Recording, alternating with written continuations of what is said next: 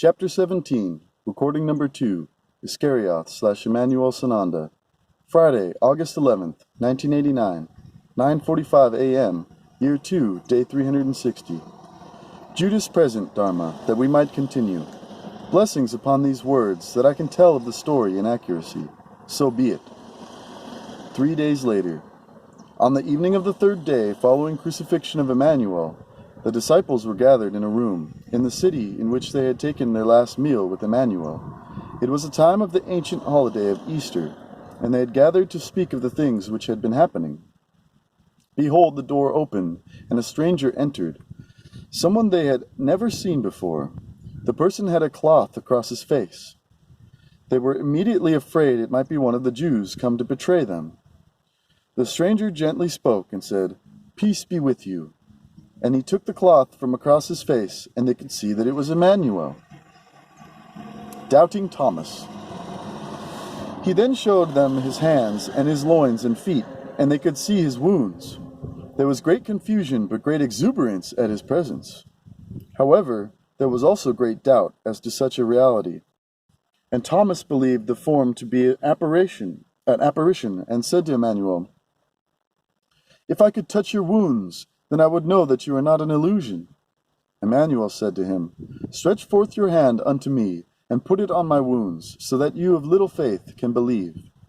Thomas did as told, and touched the wounds upon Immanuel's body, and in shocked quiet said, "Verily, it is you."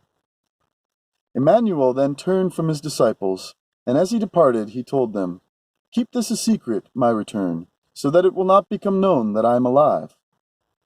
But behold, the next day the disciples set out to go to Galilee, and to spread the happy news among the followers of Immanuel. 2 more appearances. As the disciples went along their way, a transient stranger joined them, and walked along with them for a portion of the journey. They were sad, and talked among each other about how Immanuel had been forced to die on the cross, and all about the things which had come about in the prior days. The stranger asked them, "Why are you mourning?" And they chattered to him about all the things which grieved them.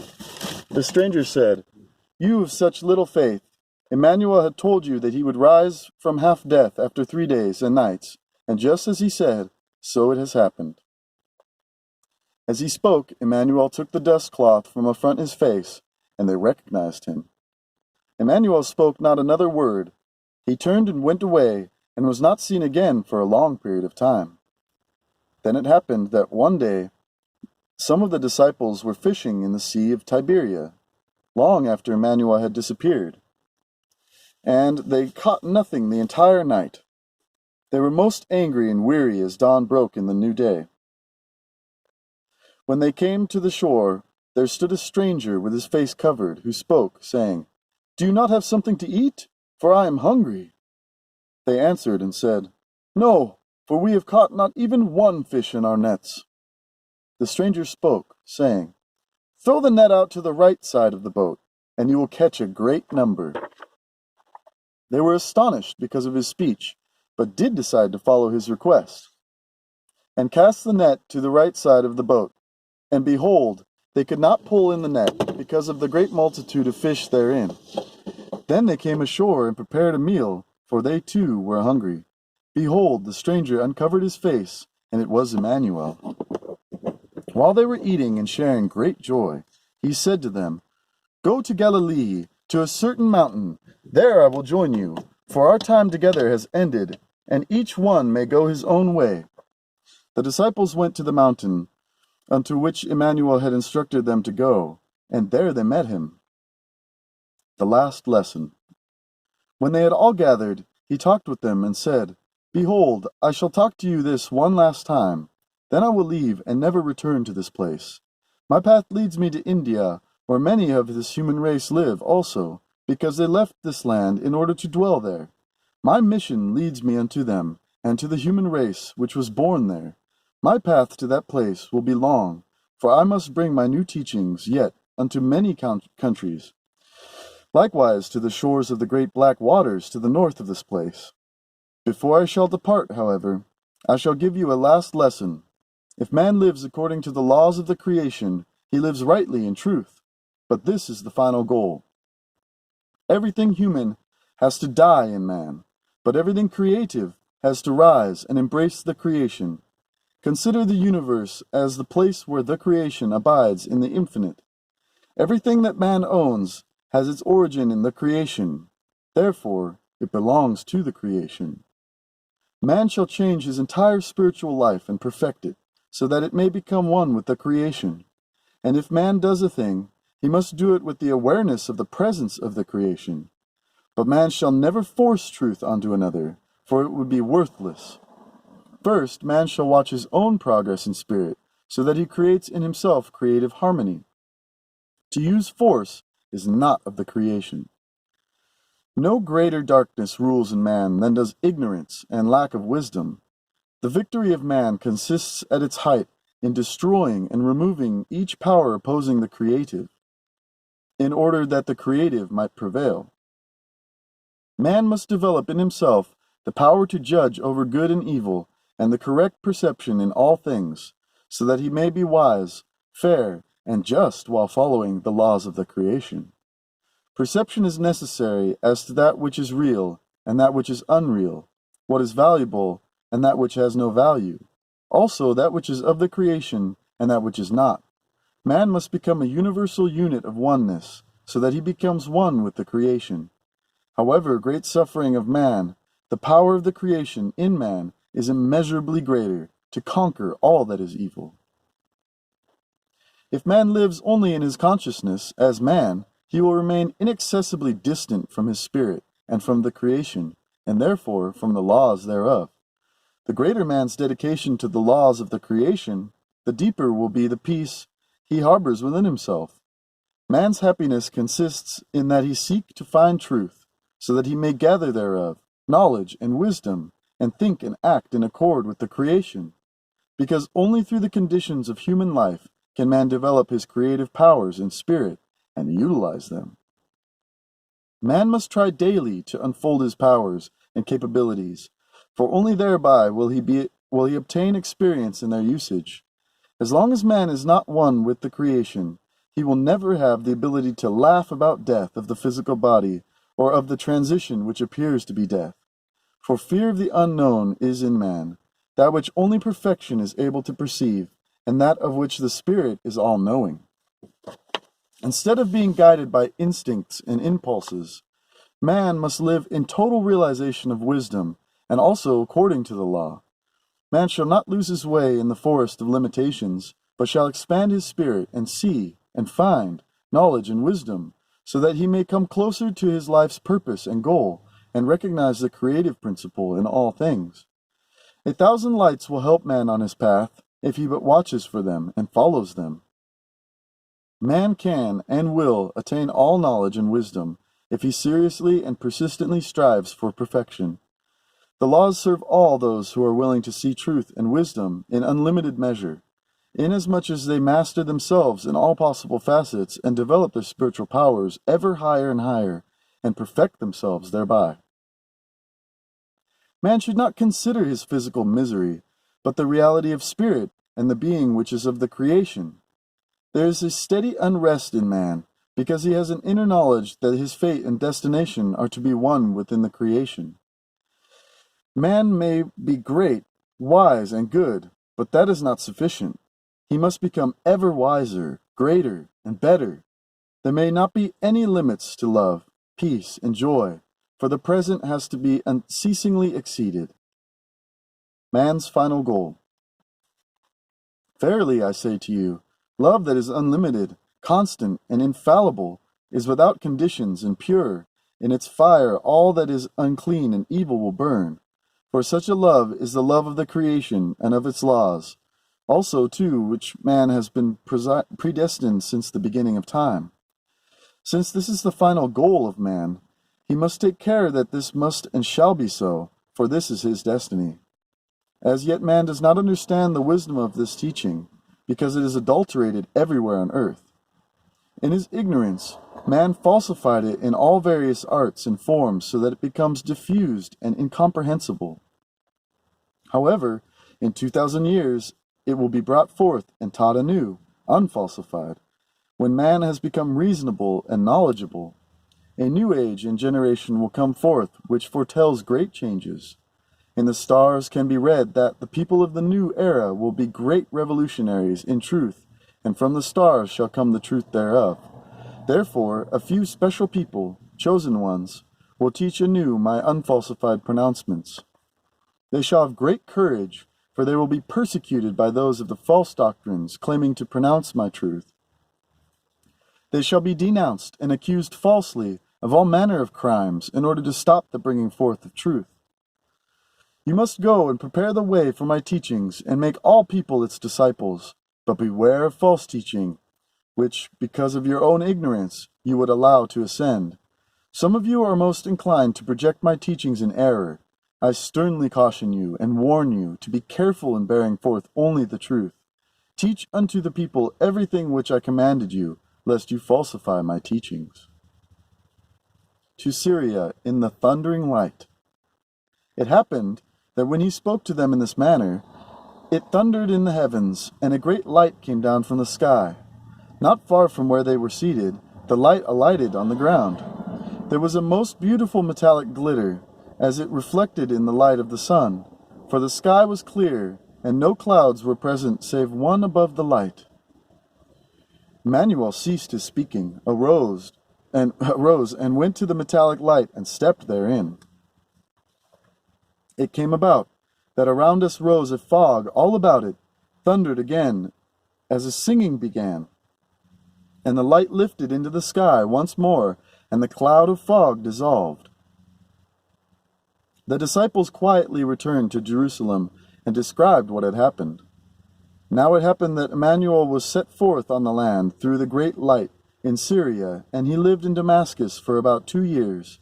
He was not recognized as to his identity, and was most often called by the name of Isu. After about 2 years, he sent forth a messenger into Galilee to locate his brother Thomas and his disciple, Thomas as well as myself, Judas Iscariot. In a little more than 2 months, Judas and Thomas made their way to Immanuel.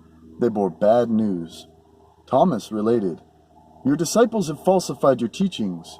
They say you are the Son of God, and call you the Anointed One, and have pronounced that you are equal to the creation.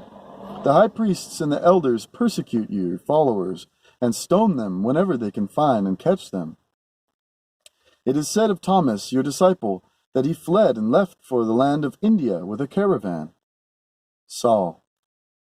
"A great enemy has ascended against you, a man named Saul. He is foaming with rage against you and utters great threats against you. He issues great threats against your disciples and those who believe in your teachings. He has letters written to the synagogues in all countries, so that those who would follow your new teaching would be bound and taken under arrest into Jerusalem. No difference is made as to whether it be man, woman, or child, for they shall all be put to death."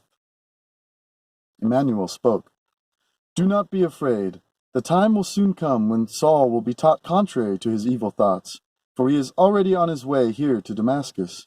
He is following the two of you so that he can arrest you and return you in chains to Jerusalem.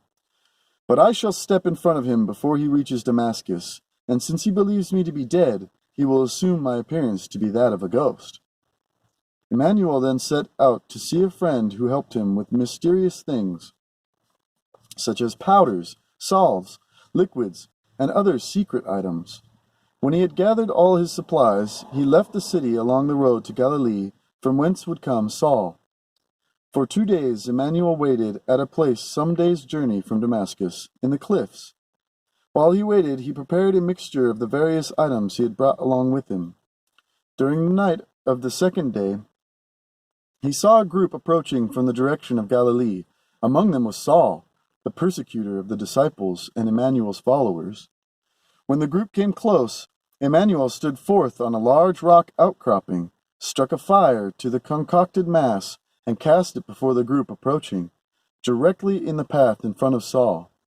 At the same time, Immanuel shouted loudly, "Saul! Saul! Why do you persecute my disciples?" Saul, however, was terrified and fell to the ground and cried out, "Who are you who speaks to me in this manner?"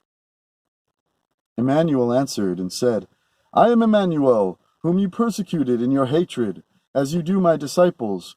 Get up and go into the city, and let ones teach you according to how you are supposed to live."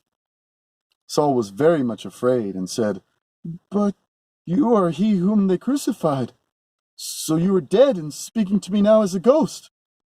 Immanuel did not respond, turned, and returned to Damascus. The men who were Saul's companions stood frozen with fear, for they too thought that they had witnessed a ghost. But Saul got to his feet and opened his eyes. However, his eyes had no vision, for they were blinded by the light which Immanuel had caused.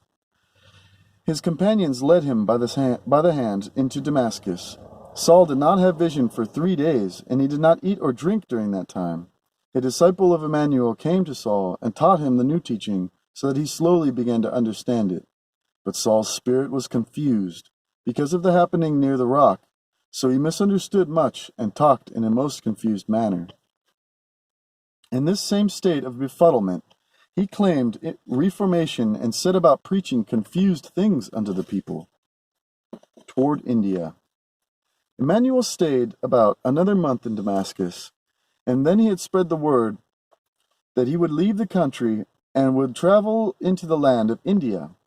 His mother, Mary, had herself come from Nazareth, and she, along with Immanuel, Thomas, and Judas, journeyed the way to the land of India. Whenever they would come to a settlement, Immanuel again preached and taught the people.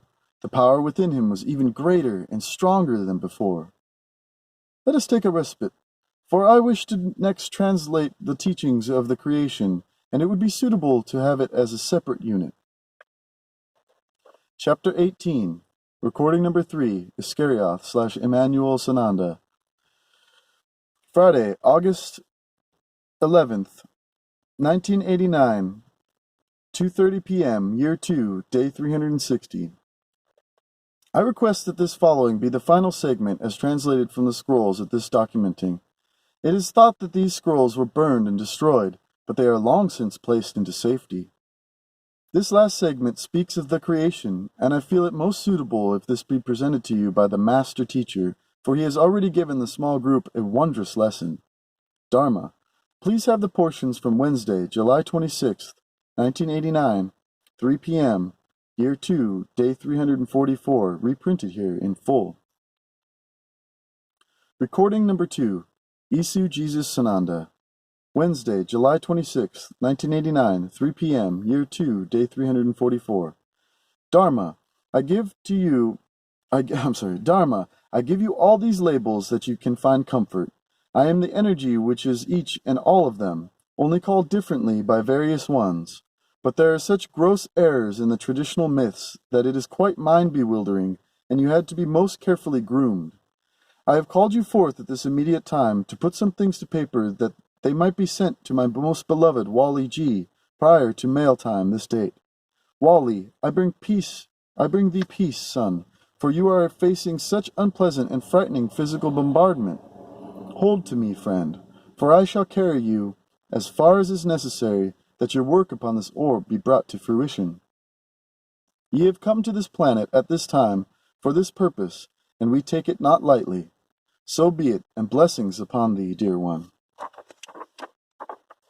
Ye cannot come to grips with the pious contradictions of the typical Holy Bible pronouncements, for they are not in truth. Ye have as much trouble accepting that the space brethren cannot be allowed to shower upon you ones the earth needs. It has been such a short time in the training of this scribe. Be patient a bit longer, for what we bring forth now puts her in critical physical danger and must be handled most carefully. We are about to discount all the false teachings on this planet, and it will not be well received by any religious group on your place. Oh, it is truth, and not but truth.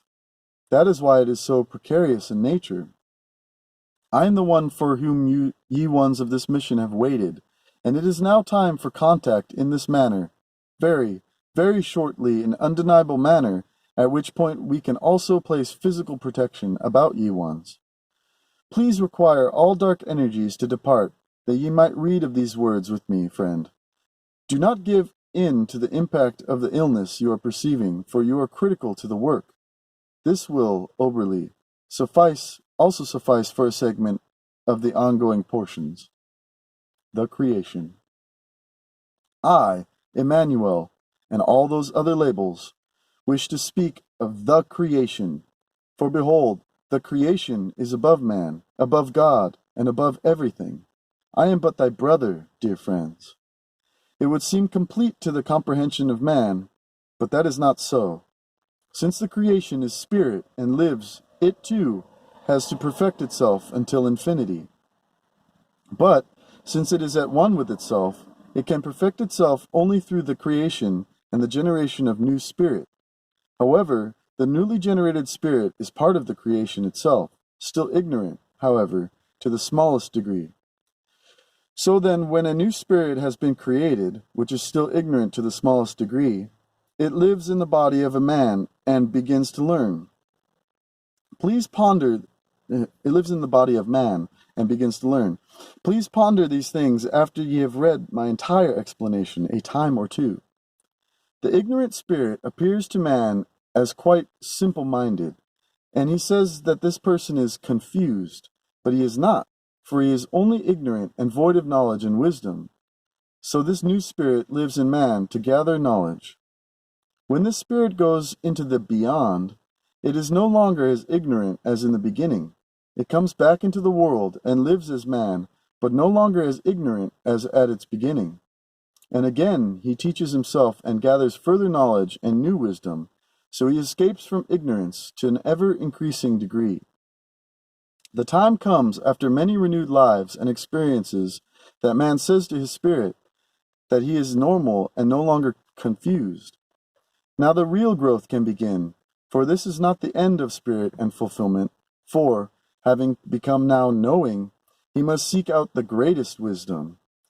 This is in order that he may perfect himself to the point where he unfolds his creativity and will finally be one with the creation, as was destined for him in the beginning. So it is thus in simplicity. The creation brought forth a new spirit, and had it perfected by itself in the human body. And the perfected spirit returns to the creation and becomes one with it, the creation. Thusly, the creation perfects itself in itself, for within it is the knowledge and the wisdom to enable it to do so. Verily, I say to you, the time will now come when the creation will stop to create new spirit and to broaden itself. The creation too needs rest, when it is sleeping and not creating, as is proper to everything alive, and all is alive. All. As the human life has day and night, and divides between work and rest, likewise the creation has its time when it works and rests. Its periods, however, are different from those of men, for its laws are the laws of the spirit, but the laws of men are the laws of material life. The material life is limited, but the life of the spirit goes on forever and knows no end or limits upon itself. However, the creation is subject to the laws of the original creation, which is the beginning of all created by itself. I will simplify these things at a later date, for this day is too short to meet our needs. And I must limit input for that reason. Its secret is the measurable, and it is based on the number 7, which is counted in times. I trust you can follow. Always language is a barrier.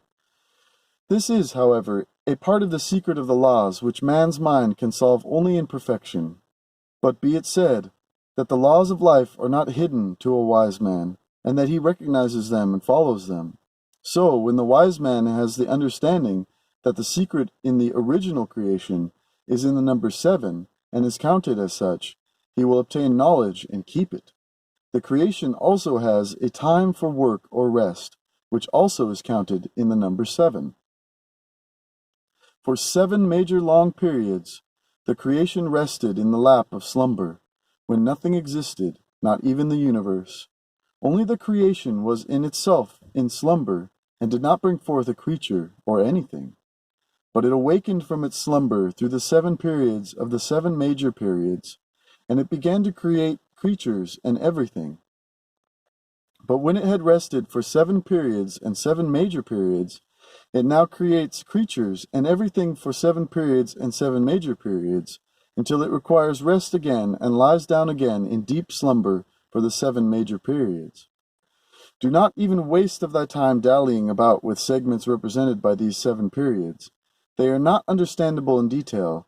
'Tis only the concept ye must handle at this moment. Since it will rest again and slumber, there will be nothing except the creation in itself. For this period there will be no new creations or any other thing. Only the creation will be in itself in the 7 periods and the 7 major periods, for it will have its rest and slumber until it awakens again and brings forth new creatures and everything else. I apologize for repetition, but I feel it necessary. When the creation is one in itself, everything will be one in itself. Oneness, not two-ness or three-ness.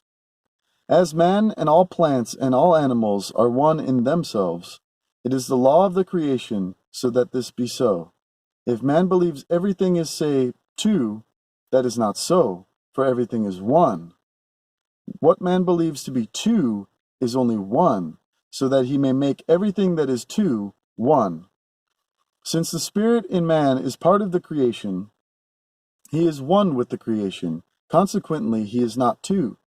Since the body is a part of spirit in a different form and matter, he is one with the spirit. Consequently, he cannot be two. It is that there is a oneness, not a duality, two-ness, in any other form. If it appears to man that there is a duality, he is the victim of deception, because he does not think logically and thinks according to human knowledge. If he, however, thinks in the knowledge of the Spirit, he finds the logic, which is also in the law. Only the thinking of man can be erroneous, but the laws of the creation cannot be erroneous. That is why it is said that everything emanates from a oneness, and a duality is apparent only because man in his limited thinking cannot grasp it. Therefore, everything is a oneness, and everything emanating from it, and no duality whatsoever can be alive, because this would violate the laws of the creation. For only in his ignorance does man make a duality, and thus violate the laws of the creation. But if he directs everything into unity, and makes everything into one, and when he then says to a mountain, "Move away," it will move away. Since everything is one in the creation, and in its laws, and in the creatures, and in matter, it is without error. When a wise man says that there are always two of everything, he means that they are one within themselves and one together. It is only according to appearance that they are two, for in itself and also together it is always one. Further, since the bad is one in itself because it is also good in itself and also together, it is always only one. Since split, they are also one and a oneness. They are also unsplit one and a oneness, for that is the law of the creation. Consequently, it appears that there are two parts, which, however, are one in itself, and are also one when unsplit. If this all seems redundant, please bear with me, for this will eventually go forth to man in general, and all are not perceiving and understanding as ye of the advanced souls. Further, and here we are going to get into trouble because of the triune perception, I will also explain the power of the triune, but it is not as ye ones have been taught in this experience. If man maintains that the threeness also exists, then their spirit is confused by some kind of cult teaching. I will always use the term cult as a faction or family grouping of types and beliefs, falsified in intent in teaching or wrong, incorrect thinking. A unit is always made of two parts or portions, which are one in itself, but are only a two-ness in appearance. Since man is a unit of two parts, and the spirit a unit of two parts, both become one in itself, and one together. The body cannot live without the spirit, and it is so conversely too, for spirit and body are a unit despite the seeming two-ness.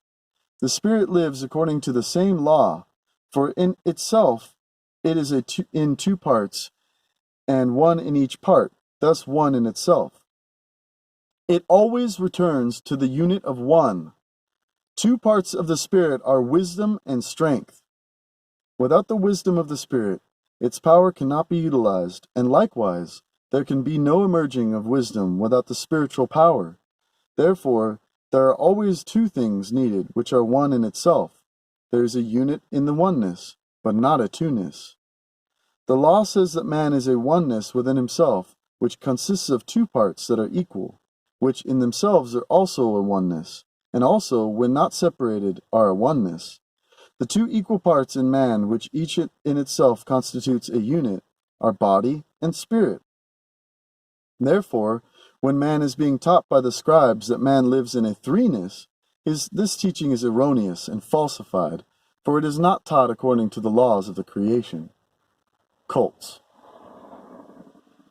I said it 2,000 years ago, and it has come to pass, I believe, that there would be many cults established in my name, but only for the purpose that man can be enslaved in his spirit, thereby giving the cults great power over the people and the land and over money. Therefore, I tell you that no cult is justified unless it solely recognizes the creation as the highest. Therefore, in all the years, there would be no cult which preached truth, knowledge, and wisdom. But I further stated, this will happen in 2 times 1,000 years, when the time comes that my teaching will be preached anew without being falsified. I foretold that until this time there would be so many false cults that they could not be counted. Further, they would be founded on the blood of men, and on hatred one against another, greed and power. But as they are established, they shall be destroyed again, for the truth shall triumph. There is no untruth, lie, that shall not be denounced, and there is nothing hidden that shall not become evident. Man shall recognize what is in front of his face, and what is hidden from him will reveal itself to him when he searches for truth and the explanation of wisdom. But truth lies deeply in the laws of the creation, and there man shall seek it and find it. But he who seeks shall not stop seeking until he finds. And when he finds, he will be deeply shaken and astonished.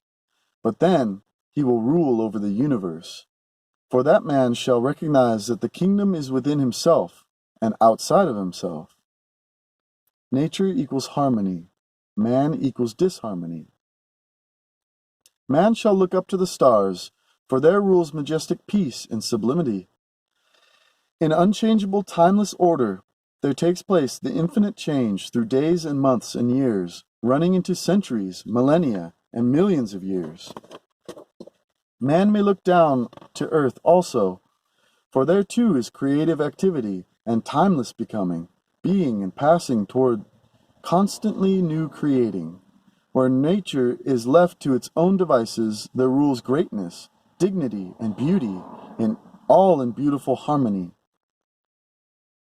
However, where traces of human order are active, their smallness, lack of dignity, and lack of beauty testify to disharmony.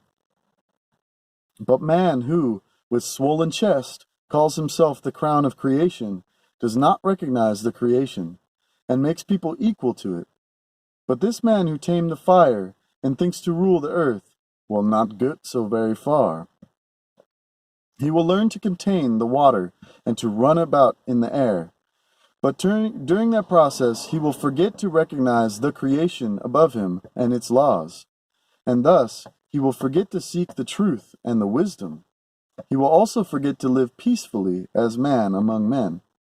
His battle cry will be, "The battle!" since he will want to conquer through violence. For when he thinks he has power in his hands, he uses this power to enslave and shed blood. He will speak of honor and freedom and of knowledge, but in reality it is only hypocrisy, force, and false teachings. Thus man will lose his face in the future, and wear an evil and false mask for appearance sake. And many will develop into beasts and spend their earthly days in ignorance. Man's aim and thinking is geared only toward acquisition and power. With his mind, man will classify the teachings of this world to make them serve him, irrespective of the fact that by doing so, he destroys the laws of nature manifold. He will no longer believe in the timeless truths which are based upon the laws of nature. In his self-deception,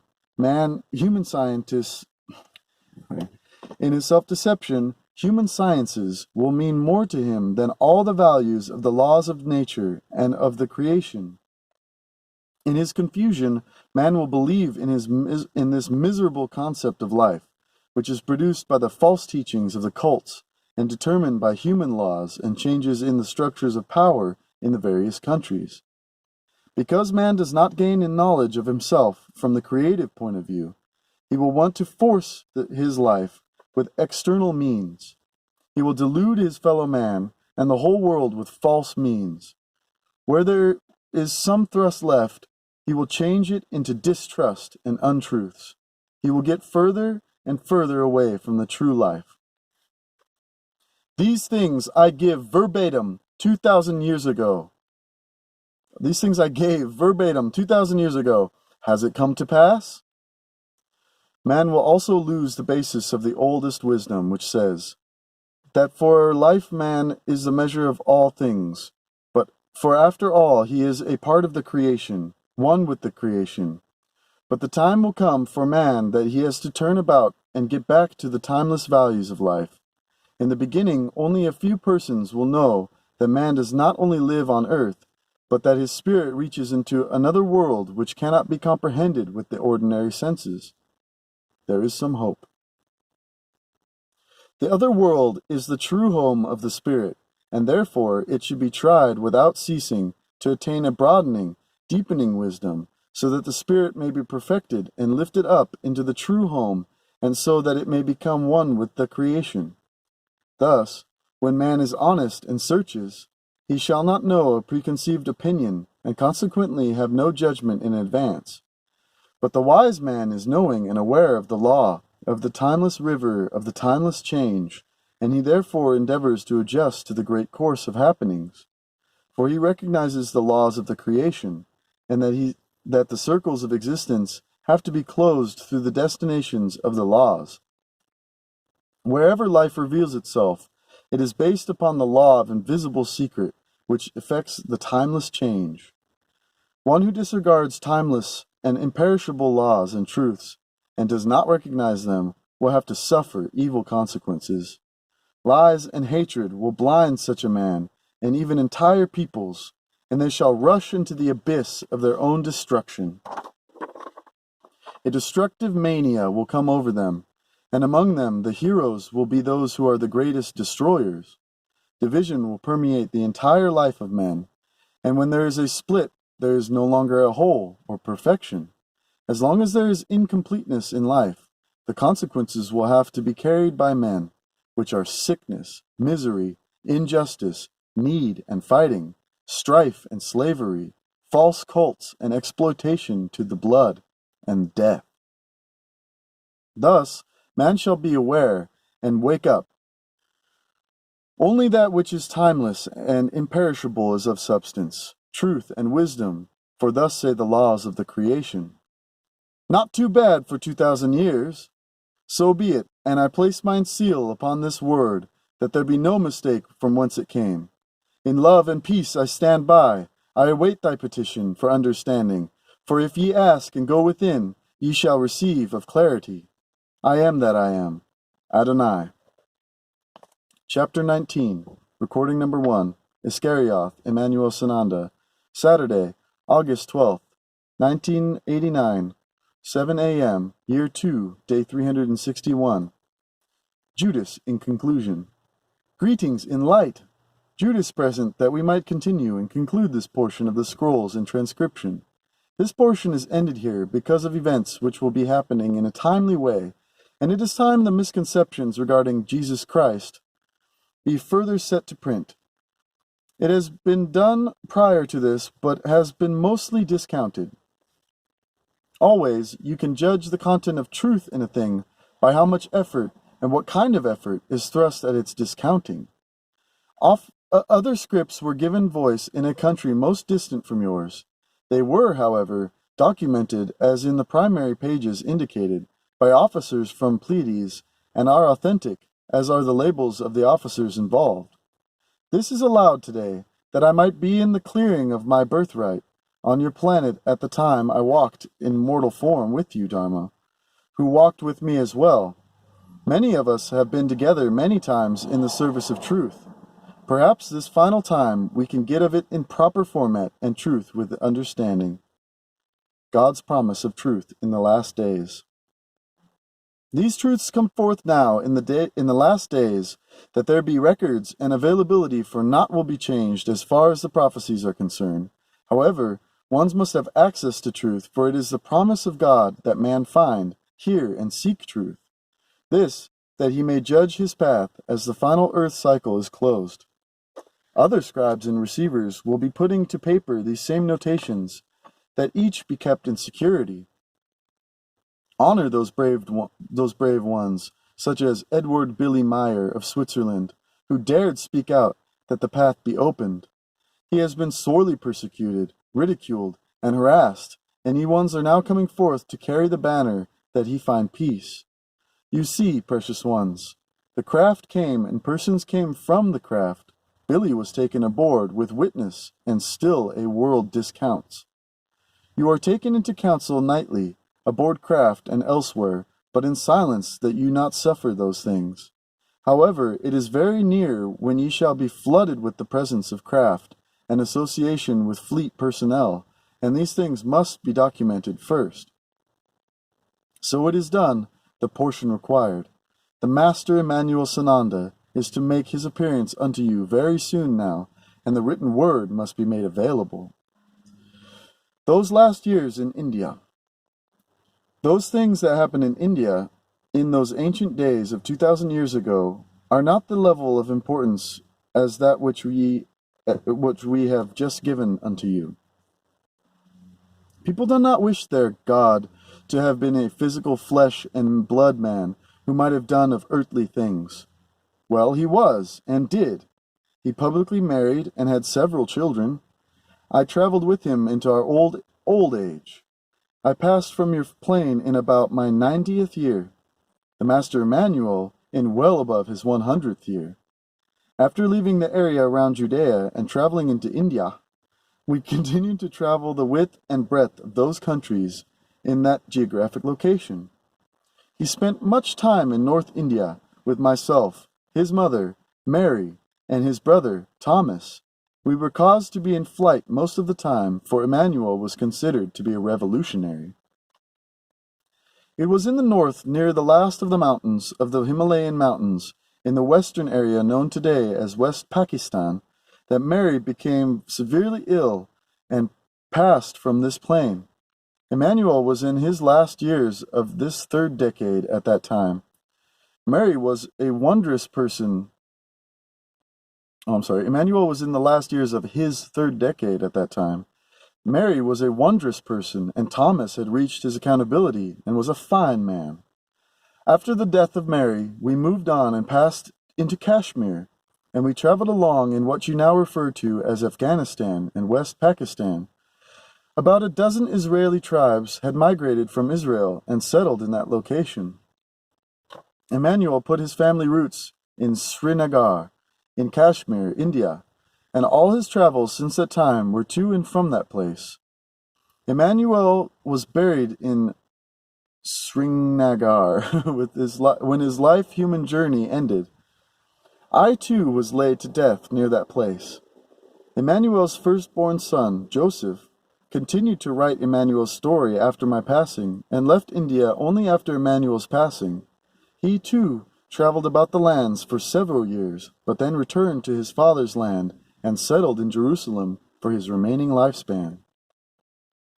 Joseph tended the scrolls after my death and added his portions. As he grew elderly, he sought a safe place for their keeping, and subsequently buried them within Immanuel's tomb, where he originally was lain. These artifacts were discovered at the direct instructions of ones from these realms, preparing now for his return. Much blood has been spilled in the name of this glorious and wondrous Immanuel, and it is to be before this cycle ends that it shall be vindicated. Immanuel Isu, the one you erroneously call Jesus Christ, shall be vindicated from attachment to such actions, for his teachings were never such. He cares not what you call his person, he cares greatly what ye attribute unto his person. This beloved one has grown into his full stature in the heavenly lineage and has attained his inheritance and patrimony. His oneness with God, Aten, and his rightful place of purity within the creation as creator. He is soon returning unto your planet, that he might fulfill his commission, and thus are we preparing the way for that coming. Ye have been sent before him, that these things in these days be completed and set to order. O blessed ones, ye shall be soon given the proof for which ye plead for. The hourglass is all but run through. Ye had to grow in these passing years, for things of earth must pass as things of earth, without force or coercion, and in earth manner. Ye will prevail, for precious ones. It is so written, and as it is written within the creation, so shall it come to pass in thy perceived reality, for all is a thought of creation and Creator. Joy, gratitude, honor, and respect. My joy at our communion is abundant, unlimited indeed. This week of sharing has been indeed a journey's end, and ye are greatly blessed beyond that which ye yet comprehend. All of you who serve in this tiny segment are of the most beloved and honored. Oh, but great shall be the rewards of that service. My gratitude is also expressed herein to Commander Aten of the Pleiades Fleet Command, of the Intergalactic Federation Fleet and Council, Commanders Asket and Samjesse, who cleared the path prior to this expression in this format by mine own being. Above all ones, I give my honor and infinite respect and love unto Immanuel, Jesus, Isu, who is now known in his attained stature by Father Creator, and within the creation by the highest name, Sananda. May these words be taken into the eyes and ears of receivers as the truth they are, for it will be the way of truth that man will either survive or perish, for his days are short upon thy place of earth. Upon these writings I place mine seal, and I hereby release the burden of the lie upon mine name for lo, these 2 millennia. I am that I am. Judas Iscariot. Sananda in conclusion. I am Sananda, that I might speak. I also place mine seal upon these writings that have been ascribed in love and truth. Ye ones carry thy burdens so heavily, and blessed ones, I would take a portion from you, for I can do so. Scenes must, however, be played out to the ending upon the screen of life, that each may attain fulfillment of soul purpose and perfection. All things in thy journey path allow the growth, and as you reach thy graduation, you can stand pleased with thy progress, if ye have learned truth and balance with and within the creation, and campaigned ever toward perfection in thy God self, and unto that total perfection. There are ones upon your place that I give infinite respect and dedication for lifelong and unwavering service. Their names must rest with me, however, for they are not yet safe from harm in thy lands, nor will I place of their loved ones in jeopardy. So be it, for ye must always protect of thy brethren. As we move ever closer to the closing pages, the slings and arrows of thine evil enemies will become constant and deadly. Ye will, however, be getting higher reinforcements very soon. Hold thy course, for I captain the ship, and I know unto which harbor is safe. I am humble in the service of my Father, my God's self, and my oneness within creation. I am most humble in my service unto you, my brothers, who yet walk the rough path. I am ever beside you. So be it, and Salah. Find thy peace and balance within, and hold on to it. In the beauty and the glory of creation with which I am one, I am of God. I am that I am. I am Sananda. 9:16 a.m., Saturday, August 12th, 1989, Year 2, Day 361. En communique. Dharma out.